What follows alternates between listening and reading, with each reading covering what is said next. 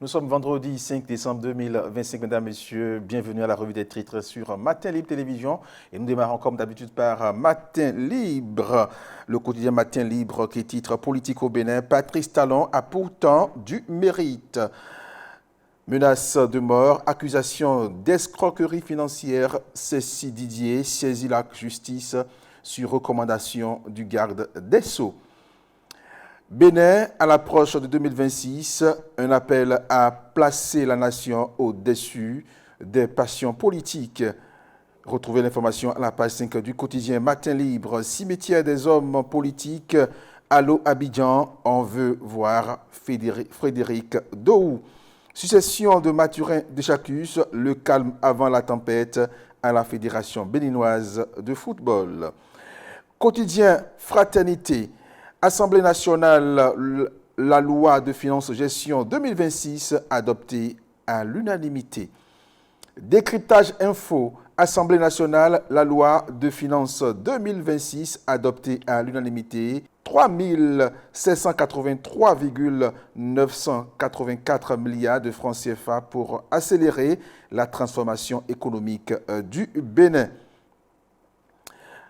Le grand jury à présent, loi finance 2026, 1,233 milliards de francs CFA à investir dans le social. Budget d'Abarou à présent, budget de l'État 2026 sous le leadership du président Louis Vlavonou, 3 783,984 milliards adoptés pour poursuivre la dynamique. Le matinal, Assemblée nationale, la loi de finances gestion 2026 adoptée. Le témoin Acture, vote de la loi de finances gestion 2026, le ministre Romiad Wadaï, convainc sur un budget de 3 783,983 milliards de francs CFA, les engagements pour renforcer le marché, la marche vers le développement. Information à retrouver à la page 5 du quotidien Le Témoin Actu. La Croix, le quotidien catholique qui titre Diocèse de Porto Novo, Banigbe fête son centenaire d'évangélisation. Adjacha News, lancement officiel des activités de la plateforme Jeunesse Wadaï, une mobilisation politique historique demain samedi à Abomey-Calavi. Laurent Zomaï et plus de 150 organisations de jeunesse pour le soutien du duo Wadaï-Talata. Le projecteur info, Assemblée nationale, les députés adoptent à l'unanimité la loi de finances gestion 2026.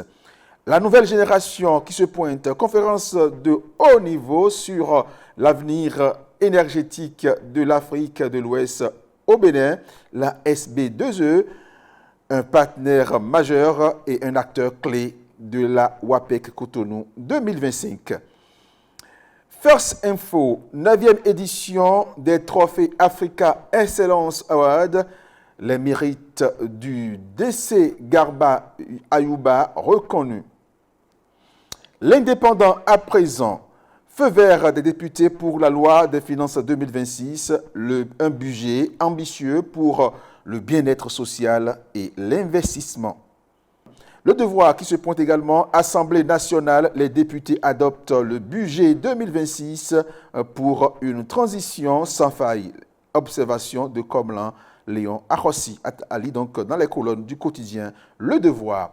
Et on fait un retour vers la une du quotidien Matin Libre, menace de mort, accusation d'escroquerie financière.